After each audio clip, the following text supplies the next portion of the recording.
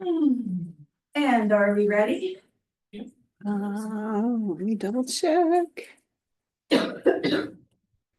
Oopsie.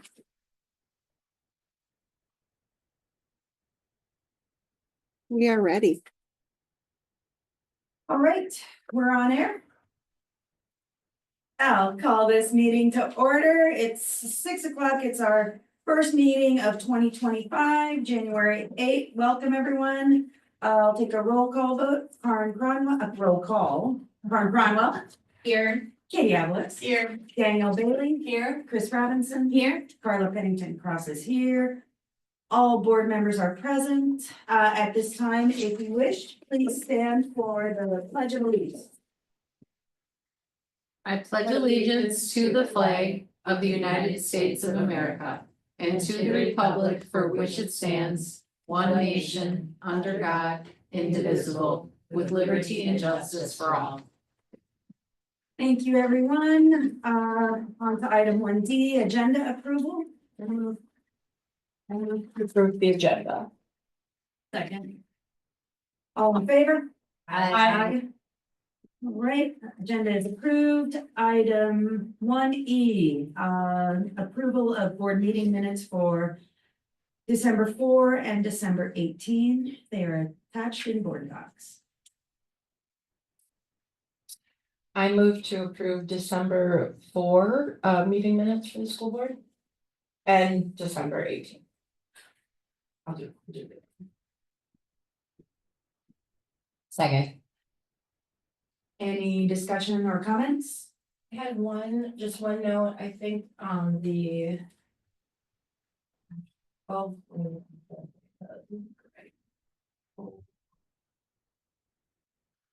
we're missing a outcome of a motion, and I think it might be because we didn't do something, but it's a little bit of a cliffhanger. For item 4A, so that's for the assistive technology policy at our last meeting. 4A just says motion to approve assistive technology policy. That was tabled. Right. Yeah, but it doesn't say that. Yeah. Oh, okay. I think that's like the language to go in like preemptively, right? And then it would. So just to note that that was tabled and that was the only. Any other comments? Anyone opposed to the change that Danielle suggests? Everyone agrees? Okay, so there is pending a motion to approve the meeting minutes for December 4 and December 18 with the edit suggested by Danielle Bailey. All in favor? Aye. None opposed, the motion passes. On to item 1F, the meeting grounding. I would propose a moment here. As we start this new year, and January is an evaluation year, I would invite folks to focus on our board norm of self-evaluation and growth. It has been a big growth year, 2024. And so I would invite us to focus on this aspect of our norms, which includes the comment that we model evidence-based growth by engaging in a regular process of self-evaluation. And we are open to changing our behaviors and actions in response to feedback, which is part of that evaluative process. So that's what I'm going to be thinking about today as we dig into our work. All right, on to item 2A, public comments. At this time, if you wish to make any if visitors wish to speak on any non-agenda items at this time, you may do so. Hello, Wayne. Wayne Martin, 7275 North Fort Washington Road, apartment 1221, Glendale, Wisconsin, 53217. I'll keep this relatively quickish. Okay. At the last meeting, there were some people that were venting about the real estate tax bills and perhaps not being quite accurate. I looked at an acquaintance's real estate tax bill, and depending on how I split it, you were at like $19.01 to $28.47, so that I would consider that close, but hey, good on you all for also putting up something on the main webpage to link to how to read and do the math on it themselves for understanding things better. Kudos goes over there. Kudos to- That's all on Anna and Michelle getting that up there. Thank you for making that happen. Always good to have the public understand better things, and hopefully that led to less comments and angry nasty grams to you all.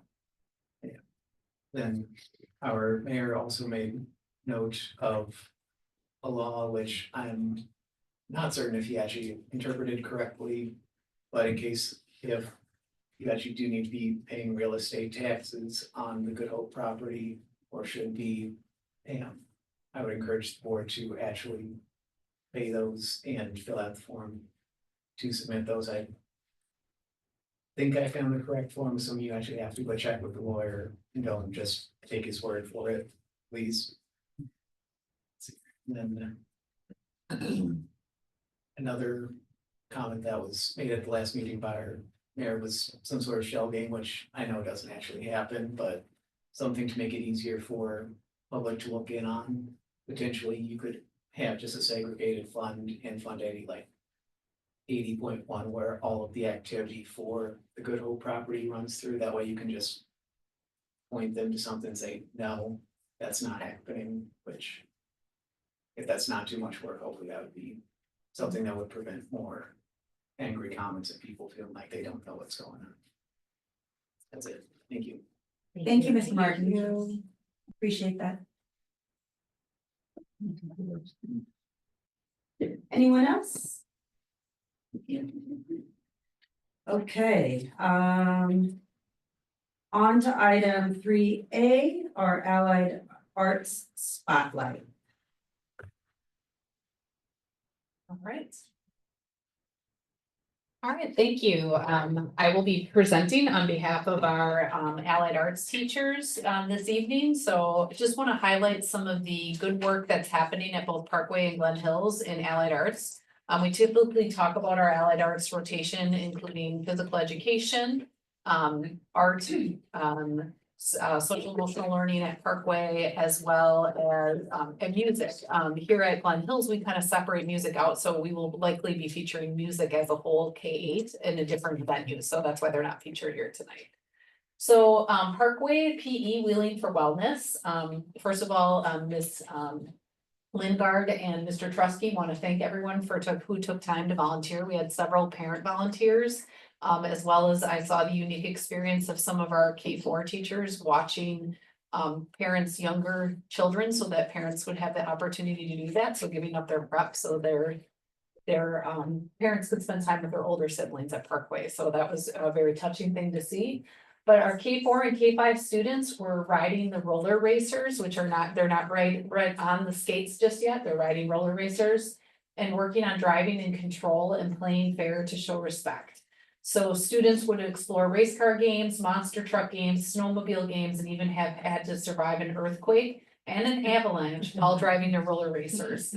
So roller racers also develop their upper body strength because they use their bodies up at the top for them. And scooter boards were also a big hit to develop upper and lower body strength in the gym class. So our first, second, and third graders have been rolling on roller skates. They've been working on showing respect, using control by really focusing on a T-stop, turn stop, and changing directions, and cross pulls to help turn better. The second and third graders, also backward skating has really improved, which I find to be incredibly impressive that they're backward skating. They're also were sharing this with individual students that had made tremendous gains in confidence and really persevered throughout this unit to be non-skaters at the start of the unit to turning into skaters at the end of the unit. So a fabulous time was had by all playing a lot of games in the PE class. All right. In arts, our art teacher, Angie Malcolm, she wanted to make sure she highlighted so many things that are going on in the art room. the K-5 through 3rd grade classes have created and learned a lot as they see, wonder, and connect and learn through visual art explanation. We create, respond, and connect and present our learning in many ways. So really kind of thinking about that input and output of learning in art education. The work builds a positive classroom and culture. Some of the things that they've created this year are Mullibirds, yarn art, perspective, 3D drawings, weaving, printmaking, collograph and jelly printing, painting, building 3D structures, both relief and in and around, and looking forward to continuing their learning and creativity throughout the school year. And she sent along some really great pictures of the work that students are doing in her classroom. So lots of exciting things happening in Miss Malcolm's art room, and a lot of students who are really highly engaged. And when I've had the opportunity to be over at Parkway, students are really, moving and shaking in that room because there's a lot of fun happening. Parkway SEL, growth mindset and goal setting. So our school counselor at Parkway, Mr. Tilley, has been working with students on looking at how to develop a growth mindset in their processes and making an effective plan how to get better at a skill. So some of the goals of the unit has been to name a repeated action they can do in practice, identify who they can learn from in other ways as they try to learn a new skill, and explain what happens in their brain when they practice a skill, which is really good metacognitive work that our students are doing over there around goal setting and their possibilities and capabilities as students. Glen Hills physical education, they were also roller skating. They look like they're moving really fast in this picture. And I've had the opportunity to go down in the PE department and skate with the students, and they do move really fast. In the unit, they're not only developing their physical skills like balance, coordination, and agility, but also some life lessons around perseverance and teamwork. They're navigating the challenges of learning to skate and refining their technique. They practice resilience and a growth mindset. So seeing some of those skills that are taught at Parkway carrying over into our work at Glen Hills. This dynamic activity also integrates lessons on safety and personal responsibility as students learn how to follow guidelines to ensure that it's a safe and enjoyable experience for all. And one standout feature of the roller skating unit is the opportunity for staff members outside of the PE department to skate with students during their lunch or prep time, which helps forge some really positive and strong connections. So at Parkway, we have parents coming in to do that, and here where students are executing a little more independence, they get to have that opportunity to connect with other adults as they build and expand their world around them. So tech ed, lots of really exciting things happening in tech ed. This year, the 4th through 8th grade students have been diving into some hands-on learning and exploring a variety of skills that foster creativity and give them practical knowledge for the future. So our 4th grade students and 5th grade students have been working on a woodworking unit. The shop, according to Mr. Savajan, is buzzing with energy as students enjoy the hands-on experience of designing, crafting, and finishing their own projects. They're either making small keepsake boxes with their initials or a wooden letter. Students love the opportunity to bring their ideas to life and develop their fine motor skills along the way. They also enjoy learning how to use a scroll saw and simple hand tools in that space. So additionally, students are diving into mini engineering and instant challenges, and these challenges give students the chance to think critically and work collaboratively to solve problems in fun ways. And they're usually given about 30 minutes to come up with a solution. So they're really like challenging them to work together. Our 6th graders are having the opportunity to explore early CAD design, which is using technology and computer aided design through a program called SketchUp. We have 25 licenses that are available through our district, and our students are learning basics of digital drawing and design, setting the foundation for more advanced skills in future years. And this is kind of an exciting step towards building proficiency in technology that will serve them in fields like engineering and architecture. Our 7th and 8th grade students are advancing to some high school level skills. So this school year, we transitioned into doing year-long courses for students who selected tech ed. And they've introduced a CNC machine into the classroom. So students are engraving nameplates and cutting out wood parts for larger projects, and exploring art and science of epoxy resin, creating beautiful and functional designs as they do this work. And these advanced tools are giving them a hand-on introduction to industry level fabrication techniques.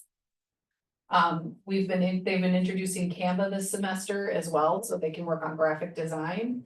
And then Onshape is another program that they've been using, which is CAD level software that's used in high school engineering, robotics, and fabrication classes. So our students in 7th grade are really having an opportunity to sort of build some of their capacity around some of these areas as they transition into Nicolay and can explore those further as a career path even. The 8th grade has been working on a cardboard boat project. And what has been really great about this is tech ed and art have teamed up to work on this together. That's nice. And so the challenge was to design and construct cardboard boats that not only are seaworthy, and the seaworthy is our pool, right? But also to create a figurehead at the front. And so they're gonna turn individual testing into a tournament boat race that will crown one class as a winner. So they're really looking at not only the engineering of these boats, but the aesthetic design that goes with them. And learning and doing some research around that. So really, really fun projects happening in tech ed. Our STEAM is our science, technology, engineering, and math course that Jen Clark teaches. Our 4th grade students are learning about Earth's history and change over time and creating geological timelines and fossil records. They've also had an opportunity to learn about how DNA evidence shows domesticated chickens are the closest living relative to the Tyrannosaurus Rex. So. How the mighty fall. Yes, yes, exactly. The STEAM 5th graders have been learning about Earth's revolution around the sun and why we have seasons. And just prior to break, students learned about why it's so dark this time of the year, and they celebrated a winter solstice, and how near the poles people are experiencing this phenomenon of polar nights and midnight sun. And I'm gonna get rid of this. All right, our 6th and 7th grade STEAM students have been busy creating enrichment activities for Miss Miracle, our music teacher, band teacher, for her chickens, right? I love it. And so they've designed and constructed mazes, challenges, and enrichment stations for the chicks using simple machines in their designs. And they've also had the opportunity to work with students from the UWM environmental ethics coursework to learn about ethical considerations with respect to real world challenges around freshwater conservation. And this is tied to some of the work that they've been doing at Clutch Park in the Milwaukee River.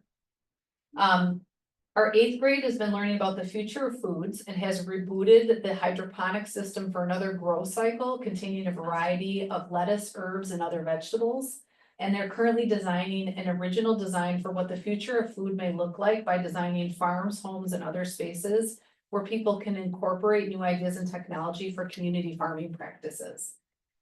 Students in all of the grade levels have had time with coding with Indy and the Sphero robots, which are it's a program in which they design some coding and then they can have the robots do different things. And so it's a nice way to introduce them to those patterns around coding. And so it's been really exciting to see them work on some of these challenges using those core academic areas of science, technology, engineering, art, and mathematics. So that's what's been happening in Allied Arts between our 2 schools. It's really neat to see how students develop and grow from their experiences at Parkway as they come through Glen Hills and how that begins to tie to deeper academic learning as well. Right. Other questions? Comments or questions, Karin? I just love, a lot of research supports the fact that kids learn better when they're engaged, excited, and enthusiastic. And this is just such amazing stuff. It's really great to see. So I just convey our props to the teachers, please. Absolutely, will do. Miss Katie? My girls are both doing art this year, which isn't featured here, but my 8th grader is taking part in that book project. And I'm entirely thrilled about it, but it seems like she's definitely learning. It's having a lot of fun. Miss Danielle? I want to give an additional shout out to, I mean, all of these teachers, but I know Miss Malcolm, when I see her at Parkway, that her connecting it to the learning is something she's really, like, she's collaborating with and engaging with like math teachers and a math curriculum and learning ways to like integrate art and math and like is really excited about that and it's really cool to see, so tuning her horn a little bit more. I like, as we think about growth mindset and like continuous improvement, I'm thinking about this presentation and like, will it be shared out with the community in some way, shape, or form? Because it's really great to see that. And down the line, you could even incorporate like links to our curriculum or some, so that they could then interact with our website if they're curious about like, oh, what kinds of programs, that kind of thing. I did see the hydroponic. I saw some graphic that was shared on Facebook about the hydroponics, Yeah, so. The Yeah, Did I You know Know she's probably- series. Yeah, I'm on that, yeah, so I'm thinking like this is kind of that, like, I would love to see. I know it's late, so I'm glad that you're presenting for the teachers as well and like giving them off Yeah. too, but bringing it to life with either kid testimonials or teacher yeah, something like that. And like the data that Karen that you were mentioning, I think this is an opportunity too, where we can all kind of connect how this is awesome and supporting our students through like data or research. So again, just like, this is amazing, just thinking about continued improvement for ourselves. So thanks. Chris? Excuse me, kudos on all of this. When I see the things that my daughter's doing in college, she didn't do a whole lot in Nicolay related to technology. But she's doing a lot in college and a lot that she got from her Glen Hills experience. And you are now doing way more than was done. So you are doing so much to prepare students for the future. So I'm really proud. Thank you. Ditto everything, and then I would add that I am reminded that the reason we're not looking at the possibility of cutting these programs is because our community understood the importance of them and funded them with the referendum. So I take the opportunity to wherever the camera is to say thank you. Thank you to our community for saying yes to these programs continuing and serving our students so robustly. It's really neat. So. All right, any visitors wish to speak on this agenda item? Okay, thank you, Anna. Welcome. Next is the item 3B, the assistive technology policy, 7540.05. All right, so school board policy 0131.1 indicates that the adoption, modification, repeal, or suspension of a policy shall be recorded in the minutes of the board. The board will be examining Neola policy 7540.05, assistive technology recommendations. So we had recommendations that came in from Neola, which is our policy partner. And a motion to adopt this policy with the updates that have been recommended by Neola is what's recommended. So those components really get into taking a look at some corrections around the ability to make sure that we have noted that two-way communication devices and recordings are reflected within that assistive technology policy.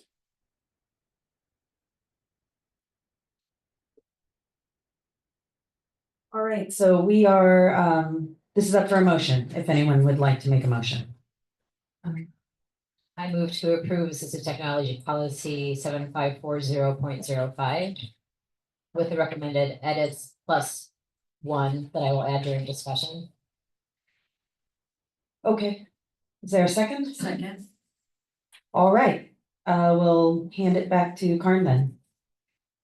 I had just noted that the opening sentence, if we read it out loud, says students may use assistive technology in order to more fully participate more fully and independently in their classrooms.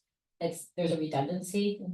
So I would just move to strike the second more fully, or the first one, I don't care which, but And Neola probably won't I feel they will defend- withdraw legal protection if we do that. Right. Any other comments? Danielle? I just want clarity, so this is the policy as Neola first presented it to us, it contains none of any board members suggested edits. That is correct. Okay. Okay, Katie, any thoughts or questions? Chris? I'm gonna plug my nose and vote for it because we need this policy and Neola will withdraw legal protection for us with respect to this policy if we adopt any of the changes we were discussing, but thank you for catching the English. I would also point out, Anna, I think you've mentioned this policy is coming back around in the next round of revisions, so this albatross can come back to us if we want it to. But hopefully not. Any public comment? Anyone online? I forgot to ask.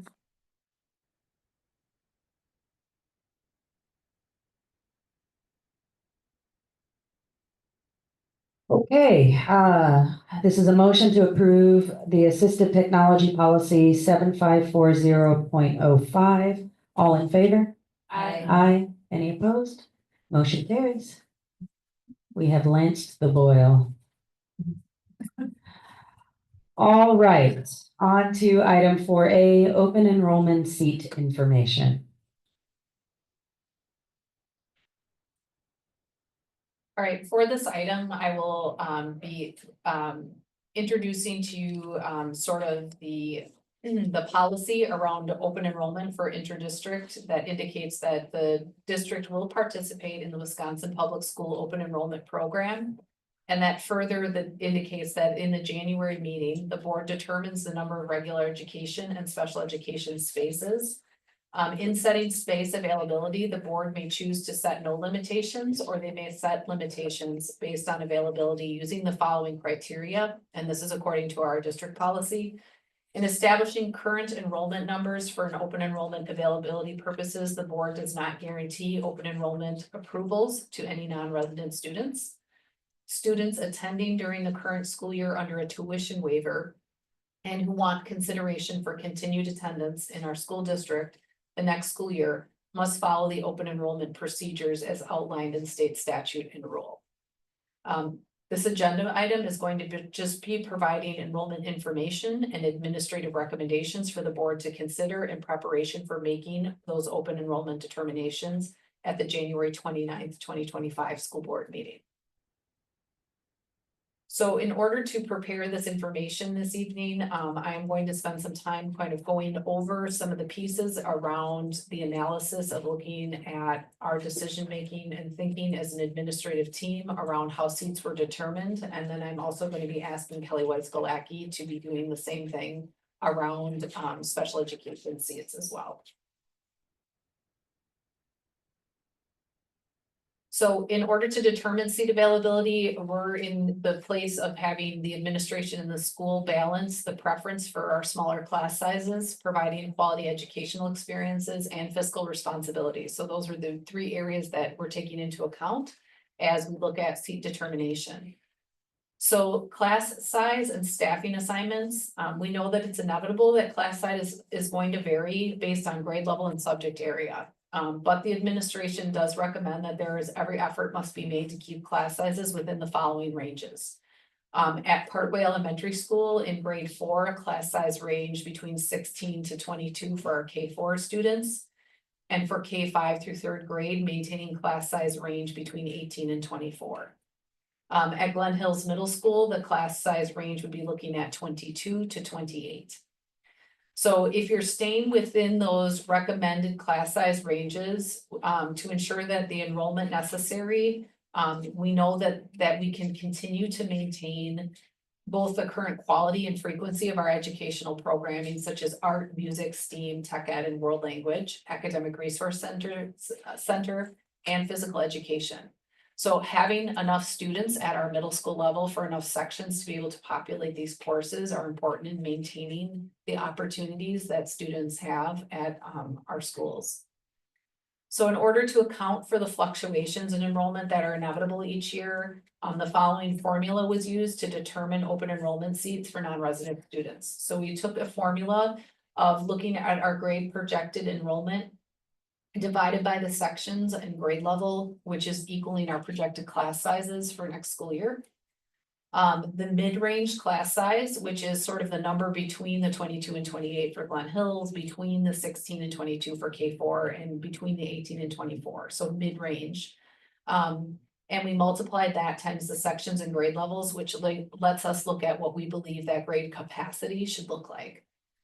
Then we took grade capacity and multiplied it times 0.85, it should be 0.90, I apologize, there's an error in there.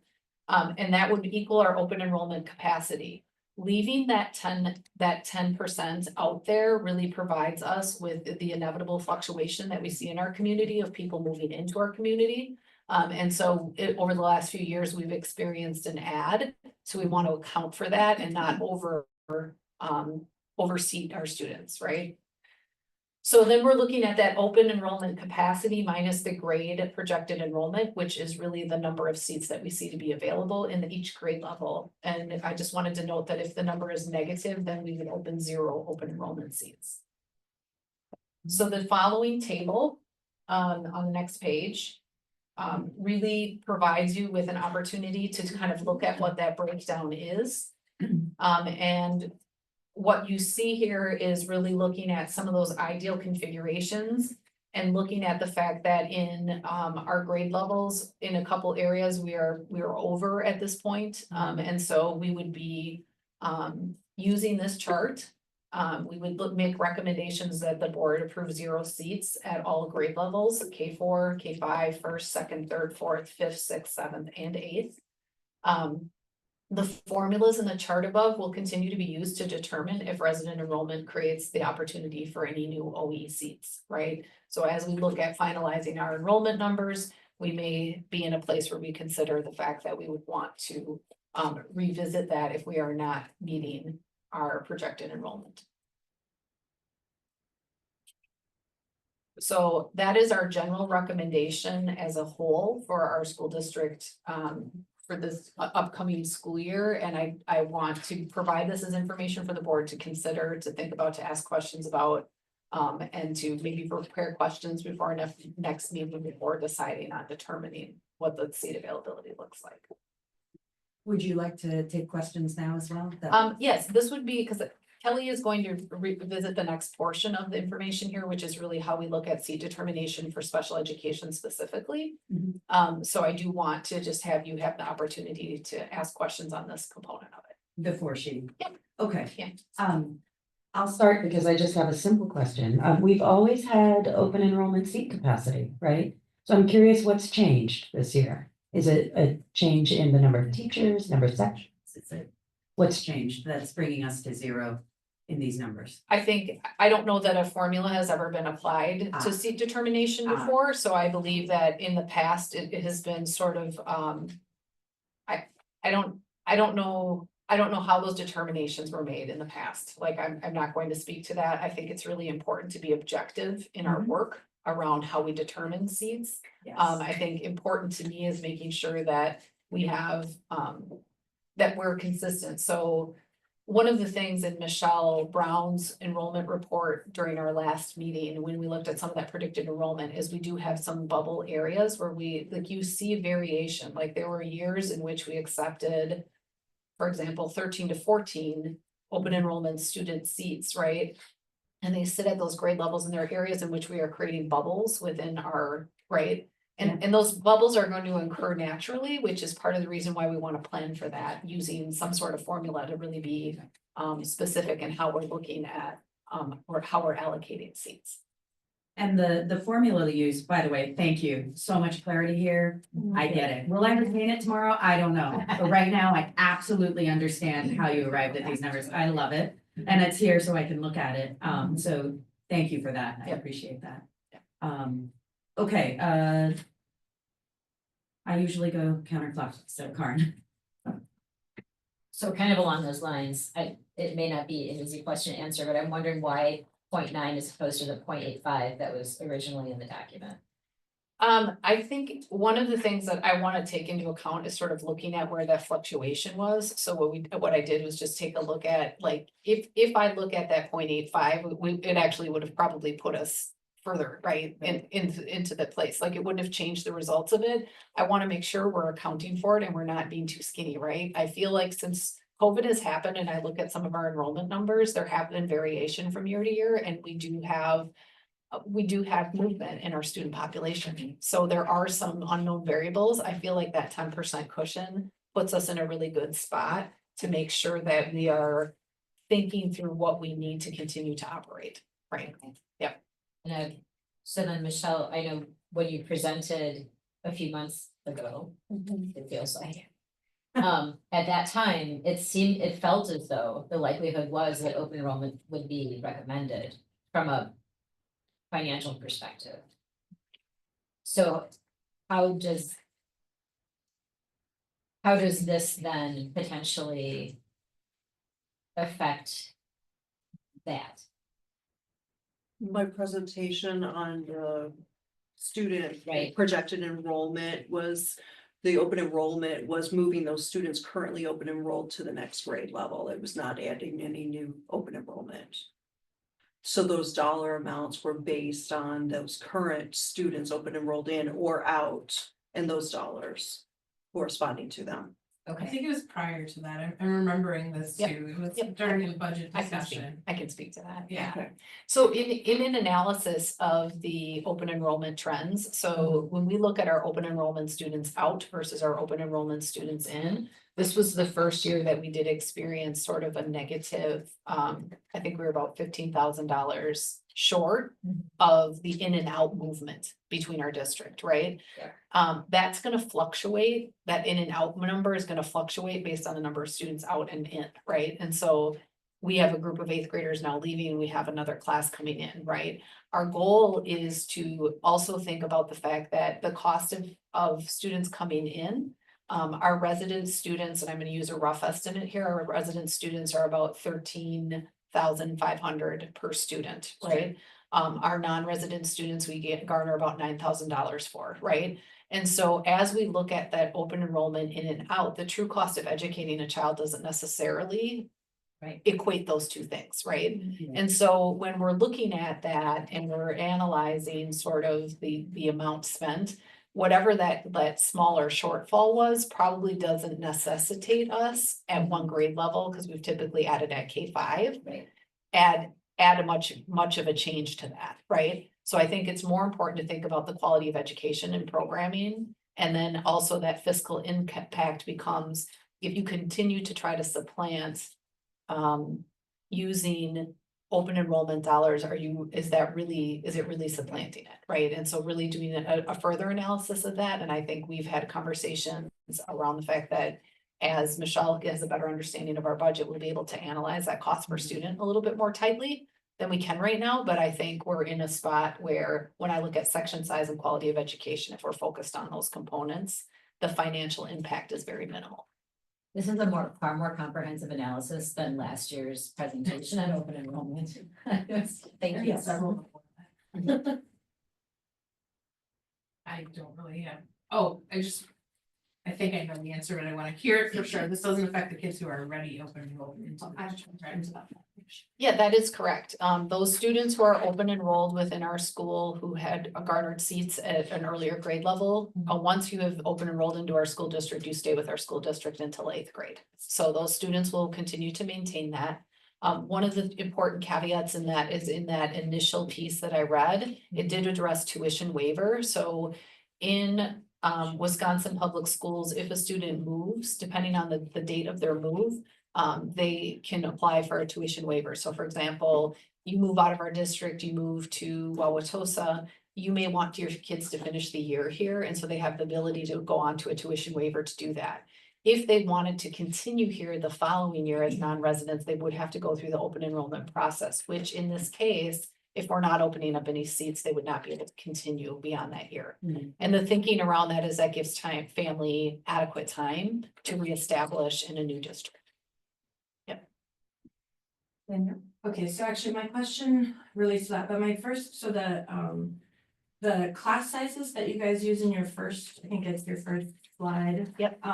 What are those based on? Is that just based on experience or data or our Yeah, that is based on experience data, is sort of looking at kind of our space limitations. So, you know, and taking a look at what those components are. We also took into consideration our partner districts who have a slightly lower class size okay. ratio than we do, but we also are a larger school district. And so just thinking about kind of making sure that we're falling within those ranges, right? Understanding that there will be fluctuation from year to year, but really thinking about kind of in an ideal way of delivering education, what would those class sizes look like? And I also wanted to note that currently on our policy, we do not have optimal class sizes as a part of our policy, and it may be something we want to Right. consider. That was, think yeah, I about. was wondering, we Yeah. used to have a policy Right. and we don't have it under Neola, so I was just. We don't, Okay. right? So in this Okay. work, in terms of determining these seats, was having those conversations and making sure that we were being cognizant of that and looking at those. So I would, I think having additional weigh-in and having policy around that would be something that would also help us in terms of making those guidelines a little bit more clear. Okay. In terms of So- governance. I have questions that I think are kind of like, this would be information I would love to have before our next meeting. But I'm looking at the chart you have of projected enrollment, and I'm curious how many of those are open enrollment students. And I think I could go back a couple presentations Yeah. to find. It's a 12-18 presentation, and Thank that you. information is in there. Okay, so so the way I'm reading our policy, and tell me if anyone's reading it a different way, we don't, unless there's another policy somewhere, we don't guarantee currently open enrolled students a spot. That's a decision that the board makes under preferences every January when we determine whether there's any space. Mhm. So what policy or where are you finding it that we guarantee? When students, I guess I think it kind of goes back to Karen's question earlier, or Yeah. Katie's question. Right. Once the student is open enrolled into a school district in the state of Wisconsin, they maintain that seat until they're done with their education. Is that a district. law or a statute somewhere? It is a statute, yes, It's not in the, okay. yeah. Okay, That's, yeah, There- that's, There's the only time that a school district can choose to have a student reapply at the transition up to middle school or a transition to high yeah, school. that's it. And that's a school board's decision, but otherwise the seat's guaranteed. Okay. So So, it doesn't okay, need to I'm be in just, our policy because it's in the. well, I'm reading, right? so, I think it's here. Under reapplication procedures, the board will not require accepted non-resident students to reapply. okay, well, then I guess I'm reading, like, just, I'll tell you where I'm getting caught up then, though, is under 1A and 1B, when you talk about preferences. It says, if the board has not guaranteed approval in its determination of space availability to currently attending students, it shall grant preference to them in a random selection process, which to me implies the power of the board could say, I got you. we are not guaranteeing approval of open enrollment for a previously open enrolled student. And then the next piece does that, just basically says the same thing around siblings of current. I'm on page 2 and 3 Of 5113. Yeah. of our, so, So that I think where it gets contradicted is where Chris pointed to D on page 4, right? The board will not require accepted non-resident students to reapply under the open enrollment policy as long as the student is continuously enrolled in the district. So what that means is if a student would forego their seat for some reason or not, like they move out of state for a year and then they return back, they would not guarantee their open enrollment seat. But if they're continuously attending, we maintain their seat. okay, I think I'm reading it differently. Either way, if that's the case, that's the case. It sounds like this might be something we could put on sort of a, I mean, or I would. on I a would- policy review Well, list. I'd be curious to ask Neil about it once I think Kayla, so because the next thought process is. If you are looking at these kinds of numbers, these open enrollment seats that are negative this and negative that. A way to get to smaller class sizes is thinking about whether you continue to guarantee open enrollment to a student, if that is legally possible. And I know that, and that's just like, it's kind of where my head goes, and then obviously there'd be fiscal impacts to like study or understand, like, Yeah, so I think the important and key piece of this is, right now, we're looking at section sizes of 5 at Parkway and 4 at Glen Hills, right? If you start to pull away the current seats that are there without looking at this on an annual basis, and if we feel that. I would recommend strongly that if we could, we would want to maintain our seat sizes in K5, Yeah. right? If we're gonna open seats, we want students to be able to participate in our district as much as possible. But we really need to use a formula like this to determine where those seats are, because one of the things that you're gonna see is that if you started to drop or withdraw those seats, what you're gonna end up doing is reducing sections, because we've now designed those optimal class sizes, right? So if you start pulling those seats away, what could end up happening then is when you reduce a section size, you're talking about losing a teacher. That's the fiscal impact. yeah, yes, I understand, I think there's like, I think it's a much more like in-depth discussion that I'm not attempting to have, I just Okay. wanted to understand the policy. Yeah. And how people are reading that policy to understand if there Right. is the potential for it to have a fiscal upside for us in any way, or an upside culturally in terms of getting even smaller class sizes, which I think some might argue are more ideal, but I know there's also competing research around that. So anyway, so thank you for entertaining that. I was just, that kind of caught me. And then, And I would like to hurry you along. Yeah, Bill, so that okay, you can give thank you. Kelly time to, okay. That was it. and there's plenty of time to follow up with Anna and all of us. Thank you, Kelly. And hold on, first Chris. Yeah, go ahead.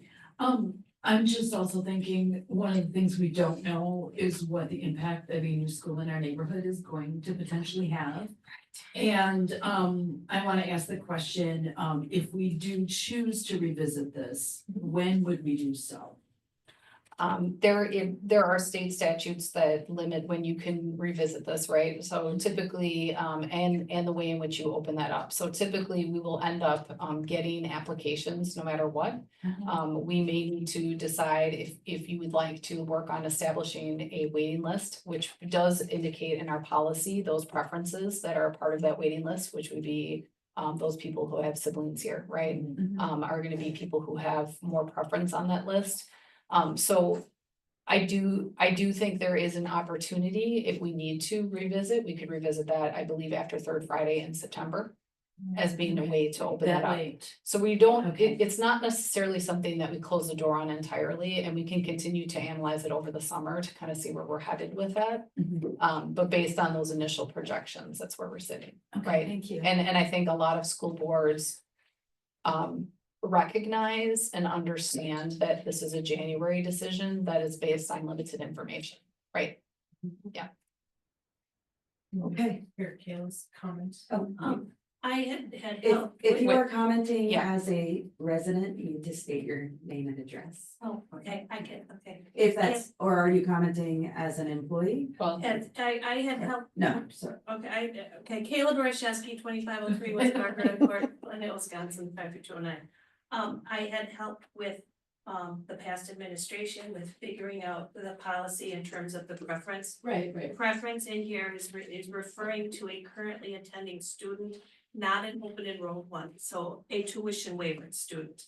So the preference in here is referring to if we open a seat and somebody is tuition waiver, they go to the head of the line, so, or if it's a sibling, they go to the head of the line. So if we have, say, 5 seats, they we've got 2 people who are currently attending, with siblings currently attending, they automatically get those seats, they do not go into the random draw. Then the random draw is any other students that are selected, so that's what that wording in the policy is referring to. When it says currently attending, it's not currently open enrolled, it's a currently attending student referring to a tuition waiver that wants to come in. I think I need like a sit down, I just need to understand it better, because it says grant preference to students in a random selection process, so that wouldn't mean granting preference. That would mean just giving them a seat. what what happened? Anyway, I wanna put a pause. My Maybe if we take a break, or if you're around, you guys could connect, or we could come Yeah, back to I just as a discussion about the policy. No, it's not me problem. I just need to, I No, just it's- wanna I think understand it's it fair. more myself, that's all. But I think we can circle back to it, make time for it. Thank you. Thank you, Danielle. Yeah. Thank you. So I'm here to talk about special education and open enrollment seats for students who require special education services. This is the third year I've used the state caseload formula for trying to quantify or make an objective recommendation based on availability of services within our school district. So utilizing those recommendations, I can kind of talk through how that works. I'll go through it very briefly. Each student is given a factor. A student who does not require special education services has a baseline factor of 1, and factors for students who do receive special education services are weighted greater than 1, and the factors that impact their weights are things like level of service delivery or minutes of instruction, support services, health needs, sensory needs, behavior needs, and the level of inclusive practices or collaboration required for students to be able to access their education. The optimal sum factor for students for each cross-categorical caseload should sit near 26, okay, and that's based on the recommendations that were made in this formula. So considerations made for staffing and open enrollment seats for the 25-26 school year were reviewed using this formula. And I created a chart here where you can see where those weights fall by grade level. We definitely have some pockets of higher weighted grades or grades where we're seeing more needs than others.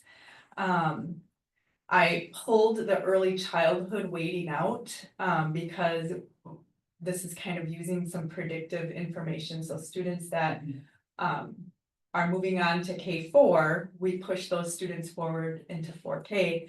And students we know are returning as early childhood students, so won't be for next school year, are remaining on that early childhood caseload, but that will always grow. So again, like Anna said, this is a January decision. The early childhood classroom always grows as students turn 3.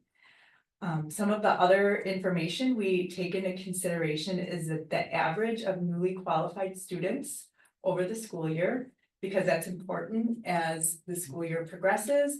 We're often adding students to special education services based on new evaluations that occur. And then new enrollment of students with IEP. So oftentimes students come to us over the summer month, or as the school year progresses, they move into the district and they're a student with special education services. And we do our best to predict for that, always, often, imperfectly, but we do the best we can so that average weight is also included as we're predicting caseload sizes. So using that information, as well as the weighted factor for speech and language services, occupational therapy and physical therapy, those are more student count. All of those services are at or near capacity or the recommended optimal level. Speech and language, we are seeing are above the recommended weight pretty significantly. Our occupational therapist caseloads are also above the recommended caseload, as is the physical therapist. And our cross-categorical special education teachers are very near that recommended weight as well. So my recommendation is 0 seats in open enrollment for students requiring special education services. And I listed all those service areas, as well as for students that would need contracted services. Okay, Any questions? Katie, we'll start with you. No. Danielle? Chris? I am just stunned by how you quantify this. Thank you. Oh, well, thanks. Thank you. ditto that. It's just really good to have solid numbers for the decisions we have to make. Carmen? So I think this leads to difficult conversations for you when we have students who get referred, is that correct? Yes, it does. That's rough. Any visitors wish to comment? Okay, yeah, it's painful. Thank you for all the hard work you and your team are doing. Thank you. in this Thank you type of for your arena. support. All right, it is 7 o'clock, incredibly, we are on schedule. Does anyone need a brief break? We don't need a break. I propose that we keep going because we're gonna be going into closed session relatively soon, so we can take a break right before then. How does that sound? Does that work for you, Anna? Okay, so on to item 5A, social media expansion update, and I believe this is primarily about the Nextdoor account. So our district, Glendale-River School District, was approved and has a Nextdoor account, which we have yet to use. Had to find some crazy interactive map from Milwaukee that took some time, but we've got it. And so now the question is, how do we want to use it? Who will be using it? We do have the policy that Anna shared and attached to board docs, so it's like some things are clear. But the things that I wanted us to be able to discuss and hone in on, are sort of like, is this going to be only for sharing out official district communications? Would it be about sharing out events, board meetings, opportunities for community engagement or advocacy? We will turn off comments if that's allowed. So that's part of our policy as well, is that we're not gonna engage in comments. So I see this as an opportunity for us to increase engagement with the community, especially with community who do not have kids in our district and aren't getting those regular communications from us. So it's a way to share the wins, I think, is that's a good, and also like the allied arts type stuff, something. And then pull them into our website, which might have more information and more engagement. So part of a long-term, communication plan. And also a chance for us to teach and to advocate and keep budget issues, and stewardship top of mind.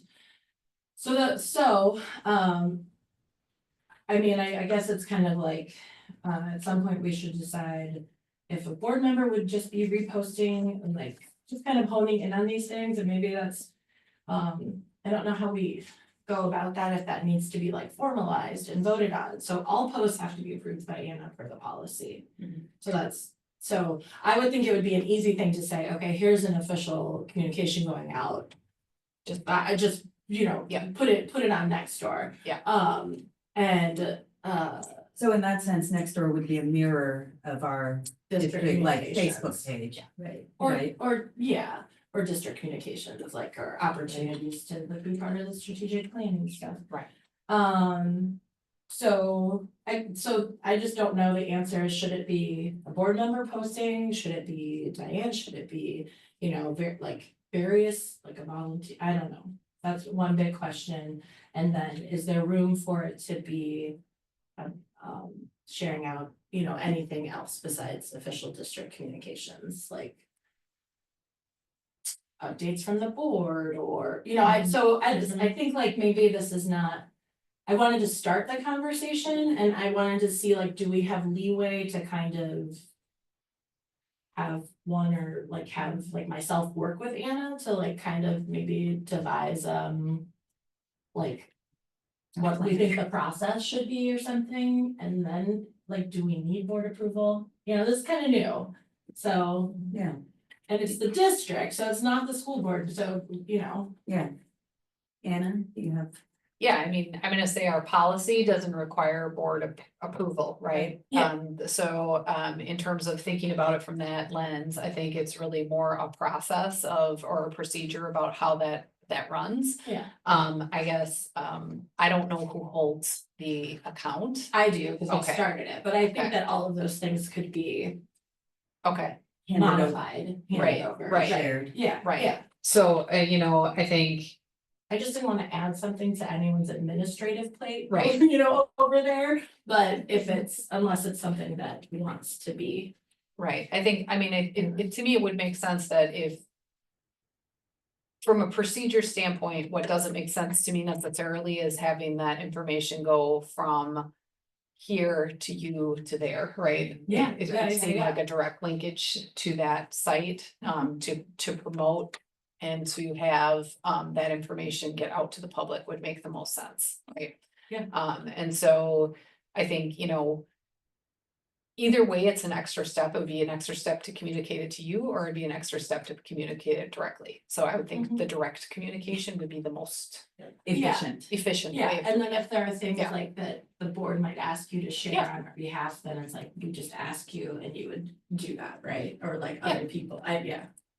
Yeah. I mean, that's. Which we can do already for like the Facebook account, though I never think to do that. Like, Yeah. yeah, could you post this? Yeah. That's a good reminder And that we typically, when could. you've done community communications, we've sent them from the district and we've Right. also Right. posted them there, so it's Yeah. not much different, it's just Right. it's another venue. A lot of districts have multiple social media Right. accounts, we don't use X, we don't use Instagram, and we've gotten feedback that those aren't necessarily high Yeah. leverage areas for our families. Right. So we've chosen to just kind of narrow that field, so this would be an expansion of our social media footprint, essentially. I think it'd be a positive one. Yeah.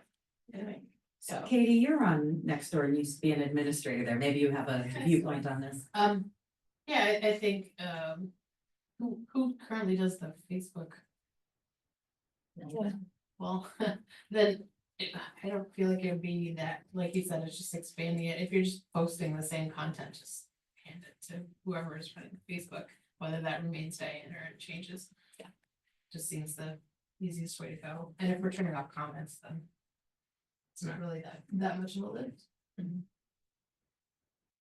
Yeah, I don't feel like it requires board approval for an account like that. Thank you, by the way, for making Yeah. that happen. I know you had to, kind of a heavy lift to find the map.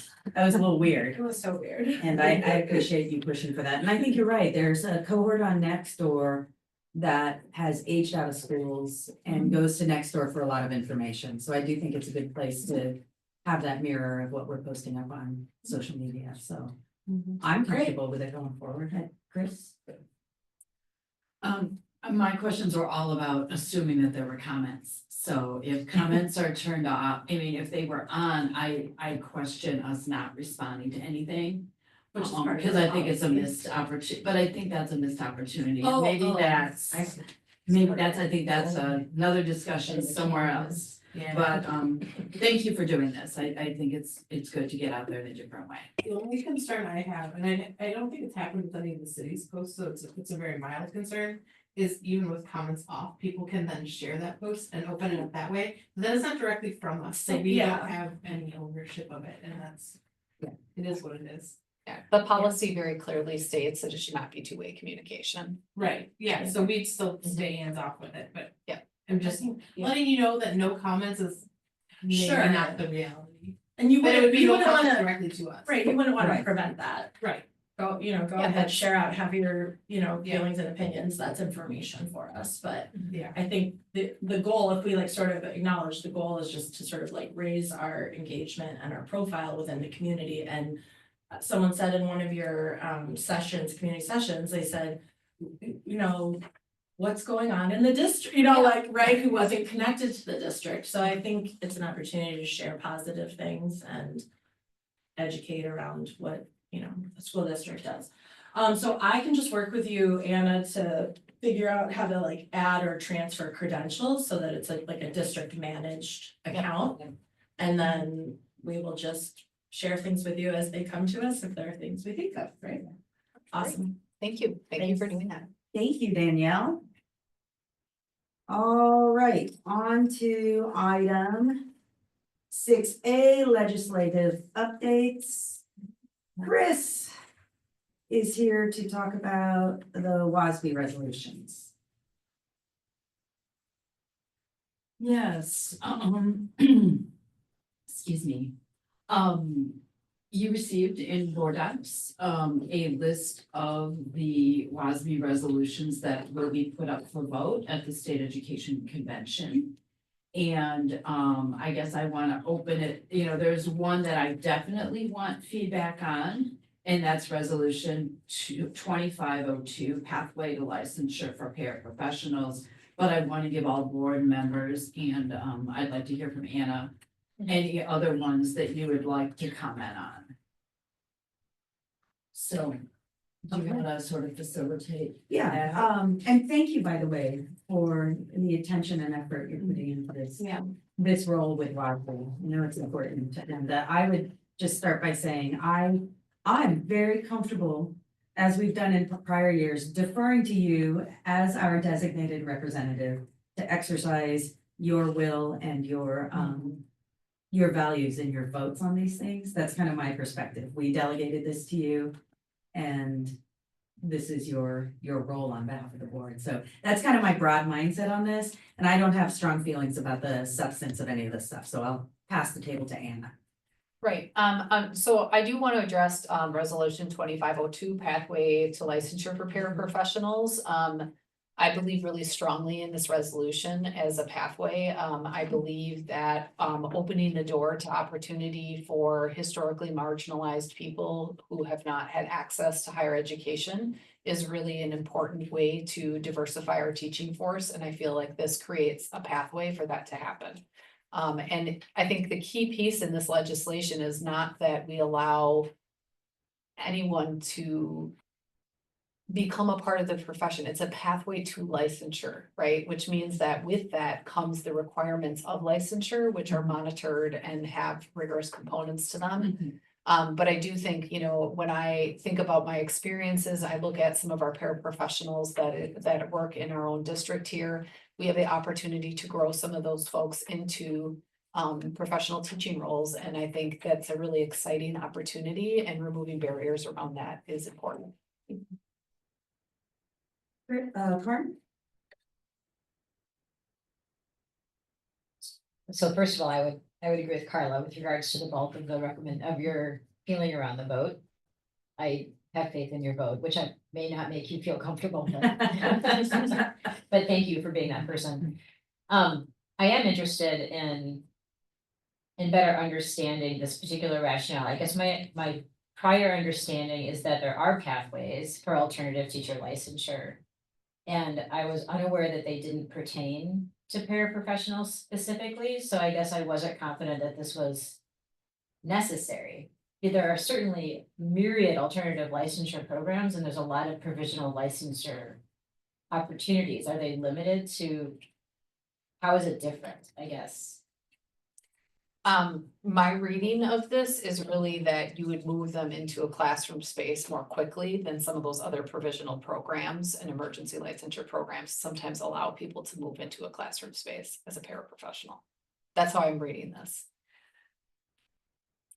I agree, but I'm also reading that it was maybe the prior assumption was that they would come in with a bachelor's, but not necessarily, not a teaching degree. Right. And this would be removing the bachelor's requirement, Right. or, just, it doesn't really address number of credits. They've kind of proven themselves on the job and demonstrated the capacity in their current work as a paraprofessional, and show enough promise that they're going into an alternative program without the professional credentials, but with what they demonstrated, as a person working in the district. And it's only to be working, you're sponsored by the district. Yeah, so all of the other like path to licensure programs require them to have a bachelor's degree. So in any other instance, you would have to have a bachelor's degree in order to get an emergency license. This would remove that requirement and say, based on experience as well as proven job performance, you could move somebody into that place, but they would have to work towards licensure, which does require a bachelor's degree. So that would mean that process, they would still be engaging in that process. It just wouldn't be the caveat up front. Well, thank you for that, because I was like, we already have this. Yeah, okay, thank you. Katie? I didn't read this, but it should have, it might be in here. but then it'll be easier for you to answer. I know that a previous version of this limited them with this emergency licensure to whichever district they were working in. 'Cause that's- Oh, right. So, Cause they're sponsored by that district. right. Right, and their experience. So then probably in that until they get district. their bachelor and the full licensure, then they can only teach in the district where they're at. You got it. Yeah, this whole thing was already adopted. The difference is they added an or that removed the bachelor's degree. Yep. Danielle? Yeah, absolute faith in you completely. And I mean, just honestly, these are resolutions and I don't know what comes of them other than they help to inform our own personal advocacy, because They shape WASB's lobbying effort, I suppose. I understand, and if that lobbying effort would be more successful, then I think it would make sense to pour into these, but I like them as guidelines for us to think about our own advocacy. So the cybersecurity one is an interesting one to think about, and it said, they proposed that, districts have plan of actions or policies around how to respond, and I don't know if that's part of our crisis plan, is that already? Oh, okay. Yeah, that's going nothing. So anyway, so that's what I think these are for. So I think that that's interesting. The first one, 2.061, the language, to provide an equal opportunity for every people to have a sound basic education. I just I'm like, what? Yeah. That sounds awful. I would like a sound anyway, if it were me, I would probably propose different language an exceptional or whatever, There's a legal component to that. Is that I in the know, Constitution, this language? Well, Yeah, I don't think it's, okay, I know the language in the statute is, but if it's sound basic. Anyway, I just wanted to note my discontent with that. I think agree. every It people should sounds be like- entitled to, an engaging and. this feels like every pupil is entitled to a meh education, right? Sounds basic. Yeah, so anyway, that's it, thank you, sorry. Is this helpful at all? It is. She's like- Yeah, I wanted specific feedback about the one and I got it, so thank you. Okay, and thank you again for taking this on, Chris. All right, on to item 6B, staffing changes. All right. I'm so sorry. You wish to comment? If I may. Please, yes, we have time.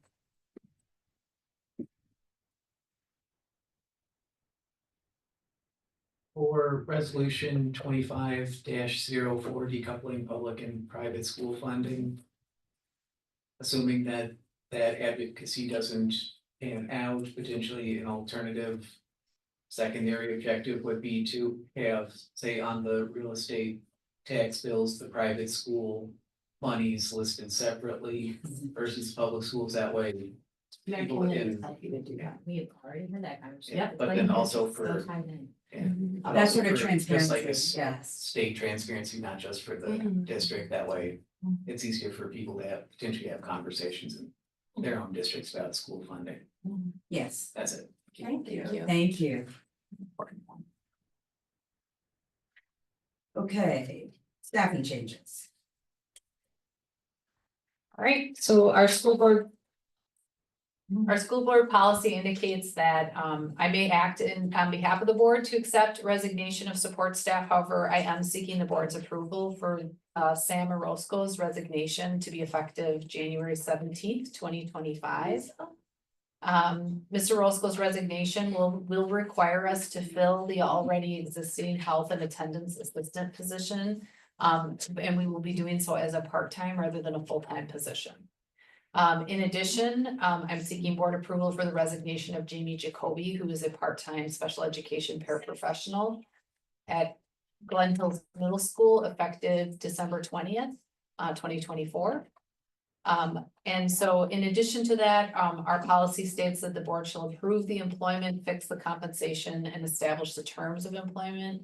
And in that case, I would like to, in accordance with the policy, recommend that you approve the hiring of Hyra Naz as a part-time special education paraprofessional at Glen Hills, following the terms of the offer that was submitted to the board, and that would be to replace Jamie Jacoby's part-time position, right? So it's a direct correlation.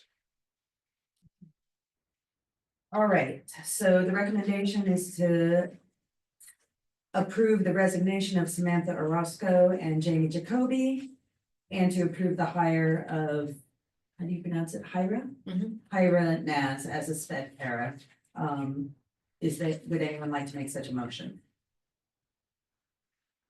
You could just say.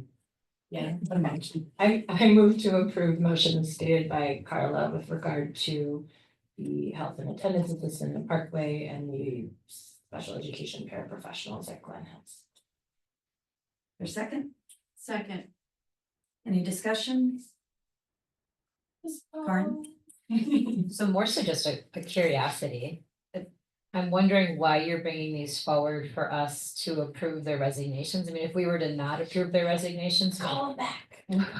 Well, I mean, truly, like, I don't know, and I'm just wondering to better understand the purpose. Yeah, so our policy around certified staff is that you accept the resignations, and the policy around non-certified staff is that I can accept them on your behalf, right? In order for full transparency, in particular, I believe around some of the hires that happened that Yep. became a part of some of our budgeting issues, I want full transparency with the community and the board. So I'm bringing them forward to you to approve and to acknowledge.